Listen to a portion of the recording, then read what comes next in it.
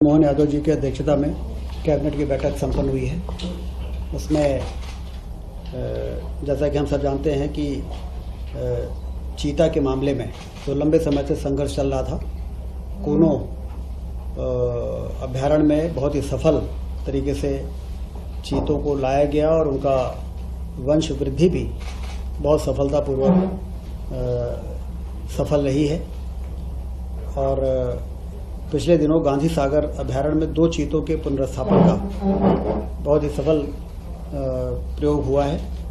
इसकी जानकारी और चर्चा कैबिनेट में हुई है, जिसकी राष्ट्रीय एवं अंतर्राष्ट्रीय स्तर पर चीता रिलोकेशन में मध्य प्रदेश ने जो कार्य किया है उसकी प्रशंसा हो रही है।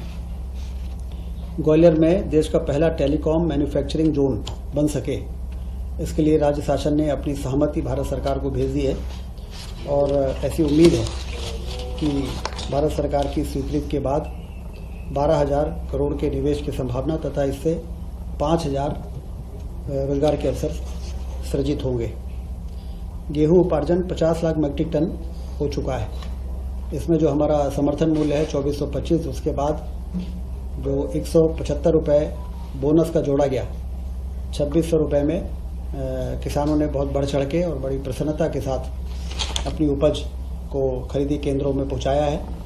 और ऐसी उम्मीद है कि 5 मई तक जो टारगेट है 60 लाख मीट्रिक टन के उपार्जन का, वो हमारा पूरा हो जाएगा। किसानों के खातों में 10,562 करोड़ से अधिक की राशि भेजी जा चुकी है।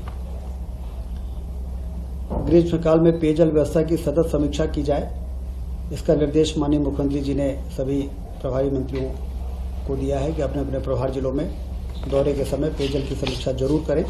और जल गंगा संरक्षण का जो अभियान चल रहा है 15 जून तक 16 जून तक, उसमें कहाँ क्या संभावनाएं हैं, कहाँ पर हम तालाबों का गहरीकरण कर सकते हैं, कहाँ हम स्टॉप डैम बना सकते हैं, जिससे पानी का संग्रहण हो और उससे हमारा नीचे का वाटर टेबल जो है वो इम्प्रूव हो सके।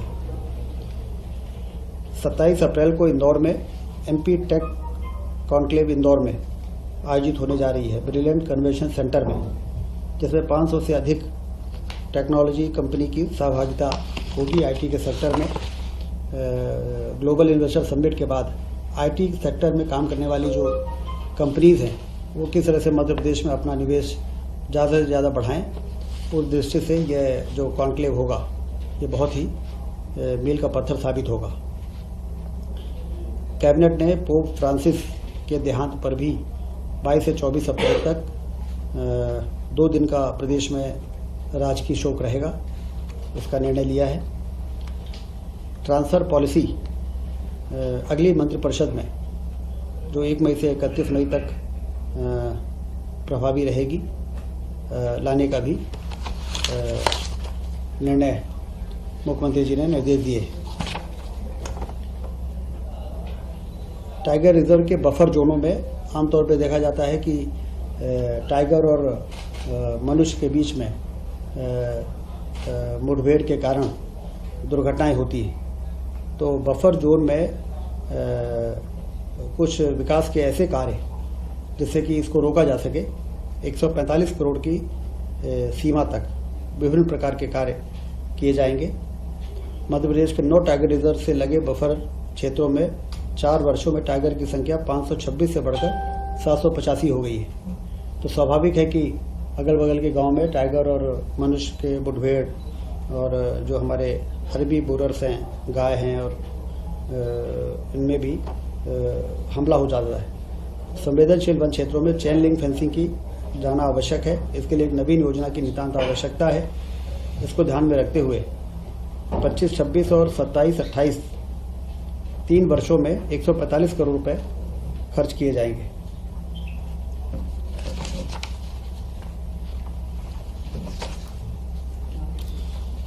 मुख्यमंत्री कन्या विवाह निकाह योजना, जो कि बहुत ही लोकप्रिय योजना है, इसमें 49,000 रुपये डायरेक्ट बेनिफिट ट्रांसफ़र और 6,000 रुपये आयोजन में खर्च होते हैं। इसमें अभी 15 मई तक जो भी पंजीयन पूरे प्रदेश में हुए हैं सामूहिक विवाह के लिए, वो तो उसी प्रकार से यथावत आयोजन होंगे।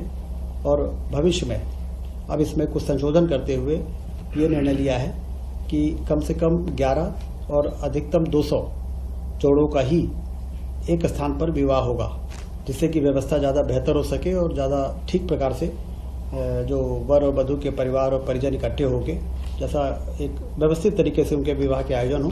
संख्या बढ़ सकती है, किसी जिले में जितने विकास खंड हैं हर विकास खंडों में अलग अलग उसको डिस्ट्रीब्यूट करने का फैसला हुआ है। एक ही जगह 1000-2000 जो शादियां होती हैं उसमें एक मेला जैसा हो जाता है और लोग शादी का उतना आनंद नहीं ले पाते हैं। तो उस दृष्टि से मैक्सिमम 200 और न्यूनतम 11 जोड़े भी यदि हैं तो भी सामूहिक विवाह के लिए वो एलिजिबल हो जाएंगे और उनको जो राहत राशि, सहायता राशि 49,000 रुपये वो उनको प्राप्त हो सकेगी। इस प्रकार से आज ये कैबिनेट की बैठक में इन सभी महत्वपूर्ण विषयों पर चर्चा हुई है।